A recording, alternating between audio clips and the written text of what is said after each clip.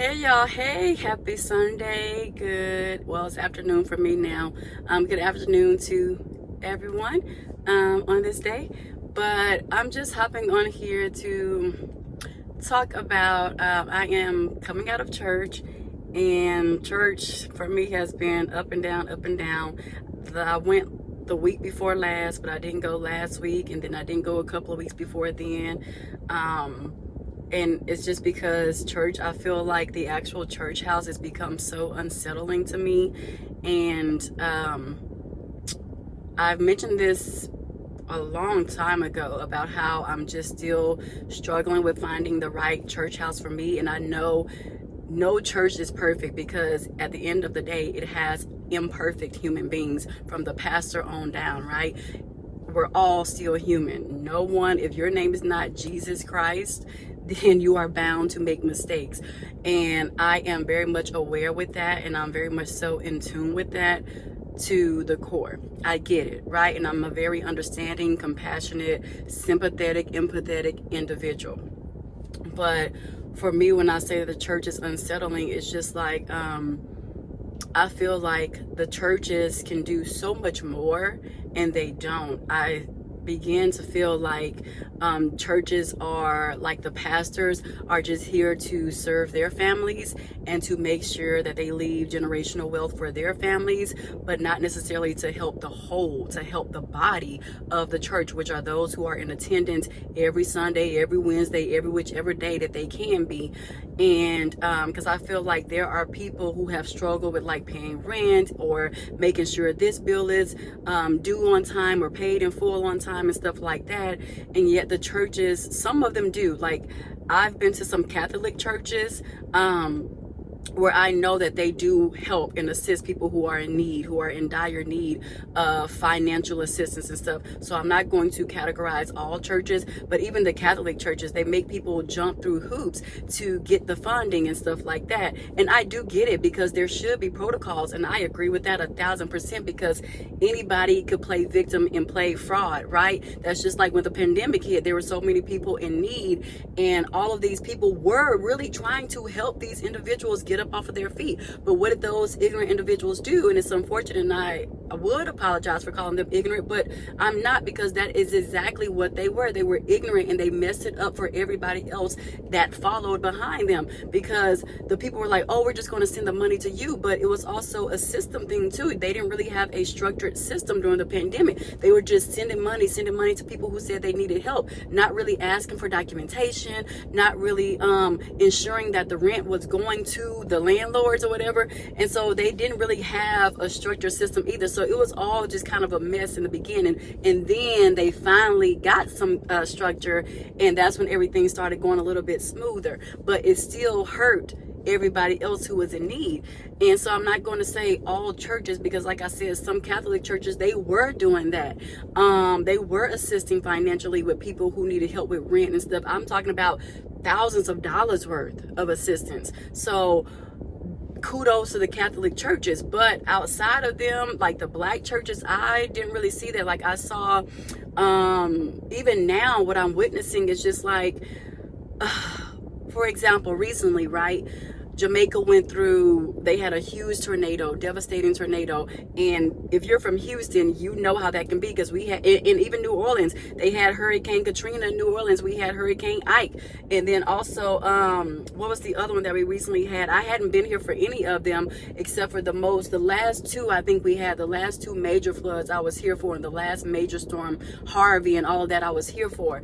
And it's devastating. So I can definitely understand how churches sympathize with Jamaica, especially if you visited there. I definitely sympathize with Jamaica, because I've been there. I've been there to party. I've been there to have fun. I've been there for my deceased best friend. I've been there for her 30th birthday, and we had a beautiful time. I love the Jamaican culture. I have a roommate from boarding school that I roommated with, and she was Jamaican. I had another homeboy who was at boarding school with me. He was Jamaican. So I'm very familiar with the Jamaican background and in the culture. And so I definitely sympathize with what took place in Jamaica.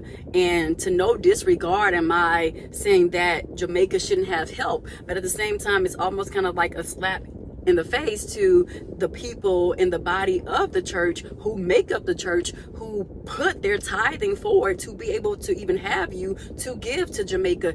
Yet somehow you couldn't find it in your heart and in your finances to help those same individuals. Talking about like one pastor got up there and said, oh, you knew you was about to get kicked out of your house before you got kicked out or whatever, and you're trying to put it on the church to help you get out of that limbo. Well, isn't that the same thing that you're doing for Jamaica? You just dropped 30K.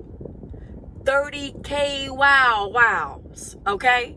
To help Jamaica. For those who want to act lost, that's $30,000 that pastors have just dropped to help the devastation and the tragedy in Jamaica, but you couldn't help the individuals in your church. You refused to sign up with the city of Houston. However you had to do it, it couldn't have been that hard because all the apartment complexes signed up to do it, to ensure that they received their money for certain individuals, for certain tenants who needed assistance financially when everything was happening, the pandemic and yada yada yada. And even now, people who are still struggling, who still may need assistance.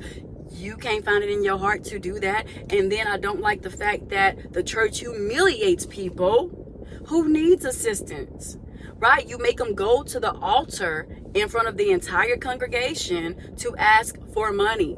They're already showing humility, and then people may be like, oh, well, that's what humiliation is, and blah, blah, blah. Humiliation is plain and simple.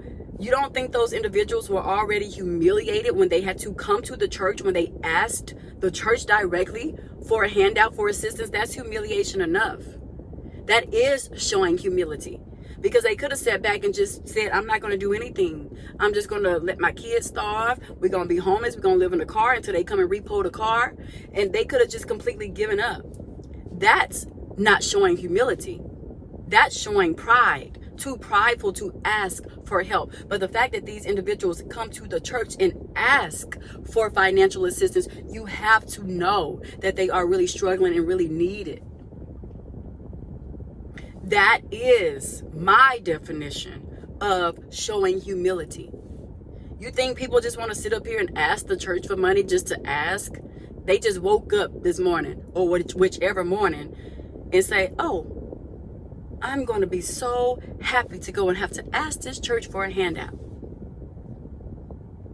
Nobody in their right mind wants to do that. Nobody. But things happen. Life happens. Now, of course, you guys, if it's the same individual constantly coming to church, asking for a handout after handout after handout, you just got to let them at some point fend for themselves and figure it out. Because at this point, we've assisted you more than once, maybe twice even, okay, but now you're asking for a third time and a fourth time. Now you're just depending on us to be a clutch, and that's not okay. That's not okay for anyone. Now you're just abusing your grace, right? I think that's fair.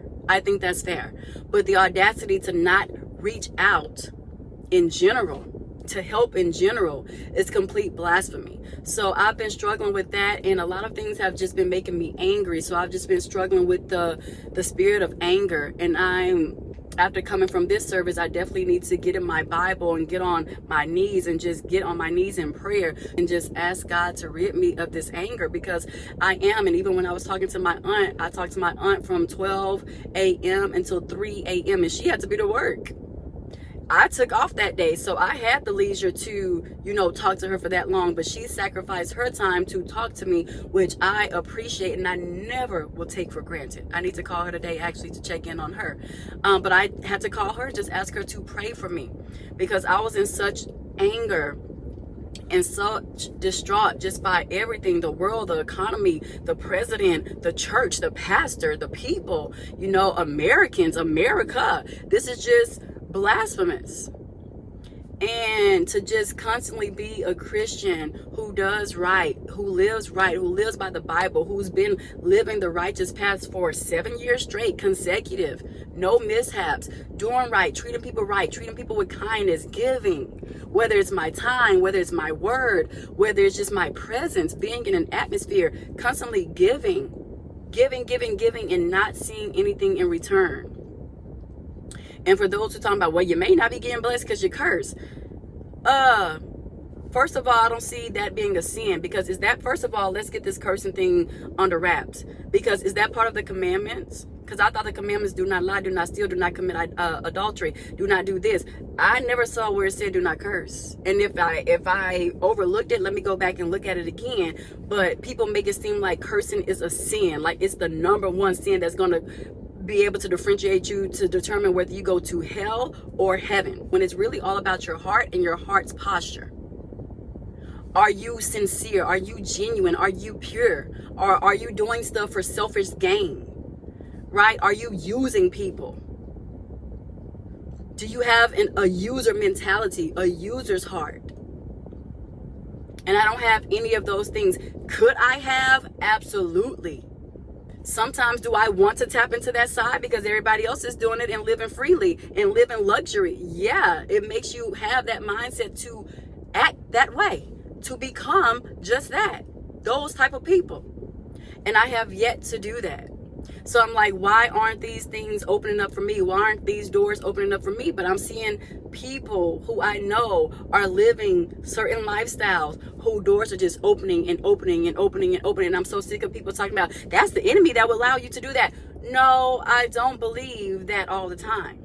I believe that God just still puts his hands on those individuals and he opens those doors. But why aren't you doing those same things for me? I don't give the enemy too much credit. For one, I don't believe that it's always him trying to make it look like something. Sometimes things are just what they look like. It looks like these people are continuously getting blessed, and that's exactly what's happening. Calling the ace a ace and a spade a spade. So why aren't those same things happening to me or for me when I know I am doing what he has called me to do? You think I want to be on YouTube? Absolutely not. But I am being obedient and coming on here because of the Lord. I don't want to be on here. I didn't want to go to church today.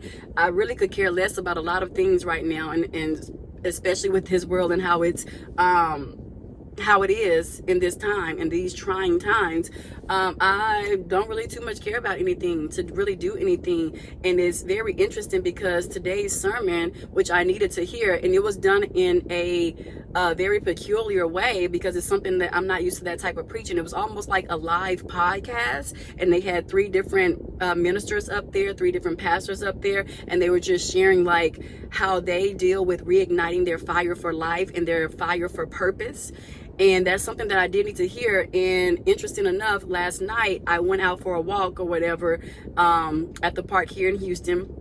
One of my favorite parks to go to. I mentioned it on a different video. I have to be cautious of renaming the park because I don't want people, people are crazy. We're living in trying times. But anyway, so I went out to the park yesterday on my walk. They had like these balloons and like this beautiful setup, where people take pictures and like in the middle of the setup and stuff. So they had 2 different setups and it was really cute. So I was like, oh, I just stopped, me being curious, and I need to stop being so curious. But I'm not even say curious. I'm always so interested in things, right? And so someone once told me about a month or 2 ago, ask. If you want to know something, just simply ask. It doesn't hurt you to ask. It's going to hurt you when you get home and you realize, dang, I shoulda, coulda, woulda did this. So I just said, okay, well, let me, step out and do that. And so I went up to one of the ladies who looked welcoming, and I went up to her and I approached her. I said, I'm sorry to bother you. Excuse me, ma'am, but it's just like an engagement going on because the setup was so beautiful. I didn't know if it was an engagement or a gender reveal or whatever. So she's like, oh no, it's a community event. She was like, it's a church event if you want to join us.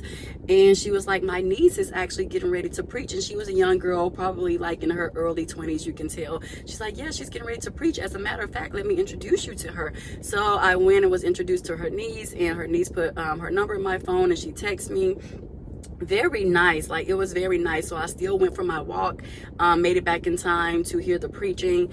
And the preaching was about reigniting your fire. So it was crazy because they preached about it last night in the park, and then I went to a completely different church, had nothing to do, no ties with the people who I bumped into yesterday, and it was like a continuation of what they started last night. So it was about that, and I needed to hear that because it was just like, I have felt that way. Like, I feel like I'm just kind of giving up. Like, I was telling my mom the other day, just being transparent, like I'm losing my motivation. Like nothing on this earth motivates me. And I was like, I need help with trying to find my self motivation to continuously live in purpose, to continuously live in kindness, and what I feel like is true Christianity, right?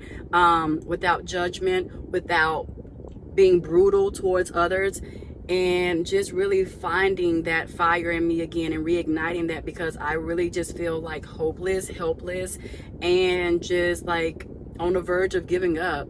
Not necessarily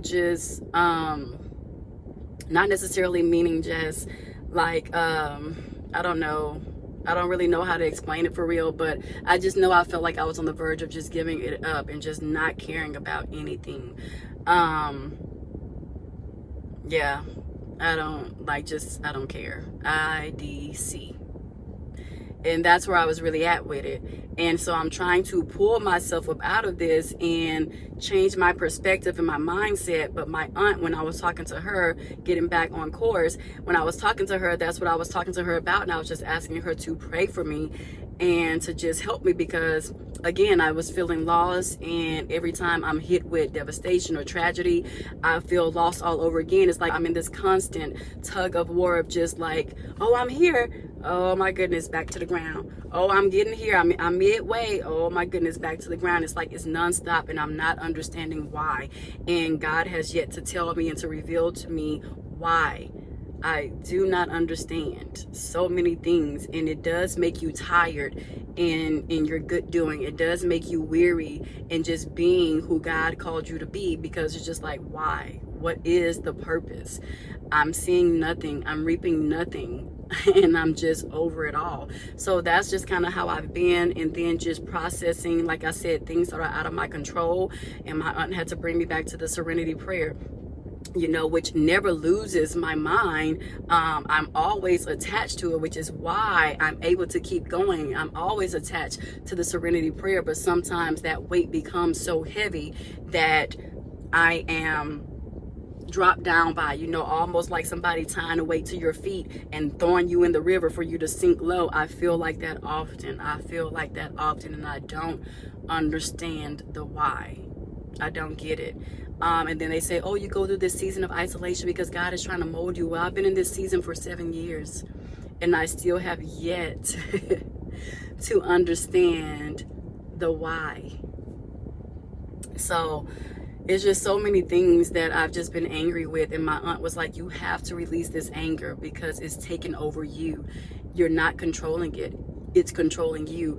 And I know that she's right, and I'm still trying to see how to come up out of that. But those are just some of the things that have made me so angry. I'm just like, how can you drop $30,000 to give to Jamaica because you say you have Jamaicans in your congregation, but you have everyday people? You have Americans who are American in your congregation, and you make them come to the altar and have people dropping money or exhaling them and cash apping them. That's humility to me. That's humiliation. That's embarrassment to me, you know, to make people have to do that. I feel like if you're going to help in being discreet, you know, help in your discretion, but don't just, that's just crazy. They already been humiliated by asking the church yet again. And then it's just like I said, it's a slap in the face. Like, how dare you? How dare you? So you have me stand up. So it puts me in the mindset of them. You have me stand up here in the congregation. In front of the congregation, I'm acting as if I'm one of the people who needed the financial assistance, right? That makes me step into their shoes. Like, you asked me to come up here in front of all these people. How many people up in here? And they have to drop money to, in hopes, help me be able to pay my rent for this month. But I came to you in private because this was a private matter. Nobody wants to be humiliated to that degree. That's very embarrassing. I wish I had the money to where I could have told them to sit y'all narrow tails down, and here you go. And this is what you, as the pastor, should have done from the beginning. Because I guarantee you, if something happens to you, your grandchildren are straight. Your children are straight. Your grandchildren's children are straight. And you need to make sure and ensure that the same thing happens for everybody in your congregation. That is a leader to me. That is leadership to me. Again, not going overboard with it where you're just constantly pouring out money to the same individuals and they've shown no progress, no growth in trying to help themselves, no progress in trying to get a job. I would make them, what I would do if I was over a church, bring me all your documentation that you need help. Show me your late fees, just like they did in the pandemic. Show me your late fees, show me your this, show me your that. Sign up with the darn city of Houston, however you got to go about doing it. Call the landlord at these apartment complexes. Ask them how they were able to get into the program to where the money goes directly to them and not in the hands of the tenant, to where they're spending it on shopping trips and flying out, getting flued out or fluing themselves out or whatever, flying themselves out, however the terminology that this new generation wants to use, whatever the case may be. Make sure it's set up to where there's structure so you don't have to deal with fraudulent people and fraudulent things going on, because it was some very ignorant people during the pandemic, and the structure of it was ignorant as well from the beginning. Because why would you release $6,000 to $10,000, $6K to $10K to a tenant versus the landlord? Are you kidding me? And those people were ignorant enough, going out buying Gucci purses, Louis Vuitton purses, and those people were the people who the landlords calling the companies, asking them, hey, you know, did y'all release the money, blah blah blah, to this tenant, because we still haven't received our rent from them. Releasing $6,000, you guys, and $10,000 to these people who were taking trips and traveling instead of providing it to their landlord. Very much ignorant, very much ignorant. Okay, so no, I'm not changing that word, because they were ignorant individuals. That's crazy, and they ruined it for everybody else who truly would have done the right thing with that money and paid up their rent all the way through. Okay, at least save okay, if you wanted to do that, but be smart about it. I would have kept me a little $1,000. Okay, but the rest to last you for half a year, that's half a year's worth of your rent being paid up. Only thing they probably had to worry about was if their utility wasn't included, their utility, their gas, the trash, because there was a fee for trash, their car note and stuff like that. And even that $1,000 that I would have set aside for myself, that's what I would have been using that for. I would have paid all that stuff up at least a good 3 months until I was truly able to get back on my feet. People try to be so smart that they're dumb and ignorant and stupid. And it does bring a taste of disgust in my mouth, because it's like, wow, wow, wow. And my aunt worked for the company who was releasing those funds. They were the ones who the landlords were calling like, hey, did y'all release this money to this person, because we still haven't received it. That person had all that money and still got kicked out of their place because they decided to be ignorant and trying to keep up with the world and show off to the world with money that was provided by the government.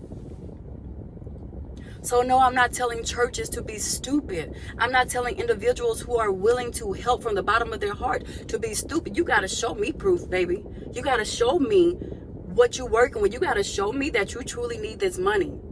And you got to show me the steps to what you're going to do to get yourself out of this pickle, out of this predicament, to where I can trust that I'm giving this to somebody that's responsible, and that this person is actually trying to get pulled up out of their situation to be better, to do better for themselves and their family so that they can have better.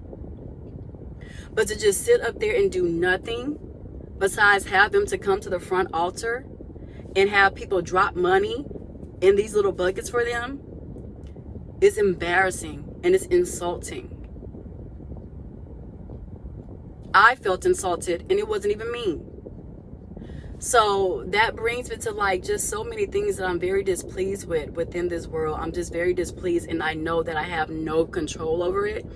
And that's the thing that just kind of can be a little bit even more irritating, because it's the things that you don't have control over. And then even with like just personal stuff, people that I know, again, it's always dealing with the same people, you know, and it's just knowing that they're going through the same problems and troubles and trying to separate their troubles from mine and their troubles from bringing me down and to prevent me from going into a depression is very hard, because I feel like if I choose to disregard, okay, yeah, you convince me and tell me these things, but I feel like if I choose to disregard that right after the conversation is over with and we hang up and we continue our lives, if I disregard that, I feel guilt. I feel guilty for not caring about their problems. And it's not even essentially not caring, it's just trying to make sure that I'm not drowning because of other people's problems. I have a big guilt of that.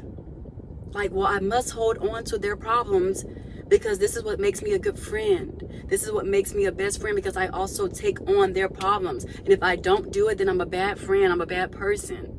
So I'm also struggling and battling with that, which is also a part of my anger, because I know it's more so anger with myself. I know that I should let these things go, right?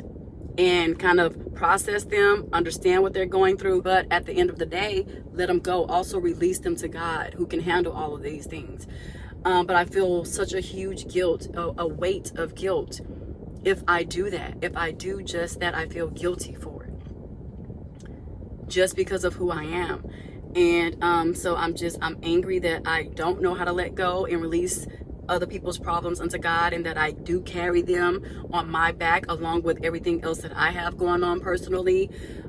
So it's just a lot of things that I know I can actually halfway rid the anger of, but it's just a struggle for me. And in that alone is what makes me upset. Is why is this such a struggle for me and nobody else? Because everybody else is still living their lives. Even though that they know these problems are going on with these people, they're still living their life. They're not carrying it on. And I don't know how come I can't be like those other people and release that weight of the world up off of my shoulders and up off of my back. And this lady sitting next to me at the church that I attended today, she must have felt that my weight was so heavy. And mind you, she doesn't know me. This is my first time at the church. I'm just exploring my options with different churches, trying to see which one is suitable for me. Again, knowing that there is no such thing as a perfect church, but I still want to find the perfect church for me, right? And so the lady next to me, and that's how I believe a church should be. A church should be welcoming. And she was so welcoming. And I had a question, which at other churches, if I was to question somebody, they would give me like a, why are you talking to me? Like I'm too good to talk to you and stuff like that. They would kind of give me that type of aura. But at this church, I was asking questions. They immediately got me help. They assisted me when I needed it. And that is church to me. That's the example of a church to me. The body, a true body of Christ. That's it for me. Now, are these people perfect? I'm sure they're not. I don't know what they have going on in their regular lives, their daily lives, their of living, what they're going through, if they're battling a sickness, if they have grandchildren or nieces and nephews or themselves going through something personally, whether it's a sickness or also dealing with death and trying to figure out their own grief, because grief is so up and down. I don't know these people from point A to point B, and they don't know me from point A to point B. But the lady, she like literally took her arm and grabbed me and gave me a hug, and she was like, God got you, baby. God got you. I don't know what it is you're going through, because I just sat there silent. I just sat down the whole time. I didn't get up. I didn't do the typical things that I would do. I just wanted to be present in the moment and to just be. I just wanted to be and to hone in on the message, because I need every message that I can get right now, as long as it's coming from the Lord. Okay. So I was just like, let me take it all in. Let me process the church and the atmosphere, and let me see what these people talked about at this church. And so that's what I did. But she grabbed her arm, put her arm around me, and just gave me a hug and embraced me, and kind of like that old, like that so I'm not saying that she was this old, but I'm saying like it took me back to that grandmotherly love. Like you're just holding your baby so tight, and you just know that that person needs you in that time. And that's how it felt. Like she gave me that feeling, and I felt so comfortable and safe. And usually I'm very like don't like people I don't know like hugging me and stuff. I'm very skeptical, and I'm very cautious with who I allow in my space and stuff. But with her, I felt an aura of warmth, of warmness, of consoling, of genuineness. And that's the type of people that I want to be around. Not snobbish people, not people who humiliates people. And one thing that I did appreciate that the pastor at the end, that the pastor said at the end of it all, he was like, I don't like to be embarrassed. And based on that alone, he said, I don't want to embarrass myself. I don't want to embarrass my family. But most importantly, most of all, I'm going to try my best to never embarrass God. As human as I am, I'm going to try my best to never embarrass God. And that was so powerful to me, because I feel like these pastors nowadays, I don't really know who's a true pastor.